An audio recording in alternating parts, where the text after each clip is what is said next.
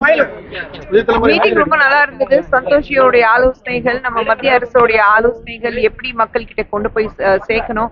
இன்னைக்கு நீங்க பாத்தீங்கன்னா மத்திய அரசு நம்மளுடைய மதிப்பு மரியாதைக்குரிய பிரதமர் மோடி அவர்கள் இத்தனை ஆண்டுகள்ல எத்தனையோ நல்ல திட்டங்கள் மக்களுக்காக கொண்டு வந்திருக்கிறாங்க. ஆனா திராவிட முன்னேற்ற கழகம் பொறுத்த வரைக்கும் எந்த ஒரு நல்ல திட்டங்கள் இருக்கும்போது மக்கள் மத்தியில போய் சேர்றது இல்ல. மக்களுக்கு ஒரு ஏமாற்றங்கள் தான் இருக்கு. எல்லா திட்டங்கள் மேல அவங்களுடைய ஒரு ஸ்டிக்கர் ஓட்ட மாதிரி சில விஷயங்கள் அவங்க பண்ணிட்டு இருக்காங்க. ஒரு விஷயம் மட்டும் உறுதியாக இருக்கு, வரும் தேர்தல்ல நிச்சயமாக திராவிட முன்னேற்ற கழகம் மிகப்பெரிய தோல்வி சந்திக்க போறாங்க. ஏன்னா அவங்க எல்லார் முகத்திலயும் ஒரு தோல்விங்கிறது ஒரு பட்டம் எழுதி வச்சிருக்கு. அது அவங்களுக்கு நல்லா தெரியும். சோ தோல்வி அவங்களுக்காக காத்து.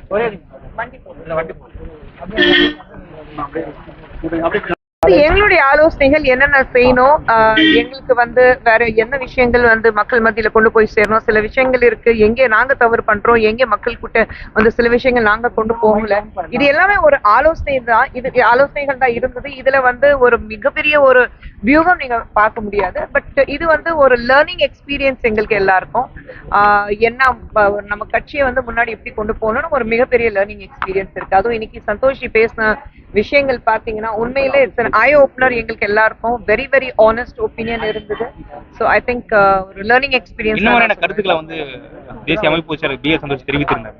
நிறைய விஷயங்கள் அது எங்களுக்குள்ள இருக்கு. அது எல்லா விஷயங்களும் உங்ககிட்ட சொல்ல முடியாதுல்ல. அதனால நீங்க வெளியில குறிப்பிட்ட சில விஷயங்கள் மக்களுக்கு லேர்னிங் எக்ஸ்பீரியன்ஸ் இருந்தது. தம்பி உள்ளே நடந்தது உங்களுக்கு வெளியே சொல்லணும்னா அதை நீங்க உள்ளே வந்திருக்கலாமே. அப்படி எப்படி இப்போதைக்கு அது டிஸ்கஸ் பண்ணல, எதுவுமே டிஸ்கஸ் பண்ணல. அது மூத்த தலைவர்கள் டெல்லியில இருந்து இங்க இருக்கிற இபிஎஸ் அவர்கள் எல்லாரும் சேர்ந்து ஆலோசனை பண்ணிட்டு சொல்லுவாங்க.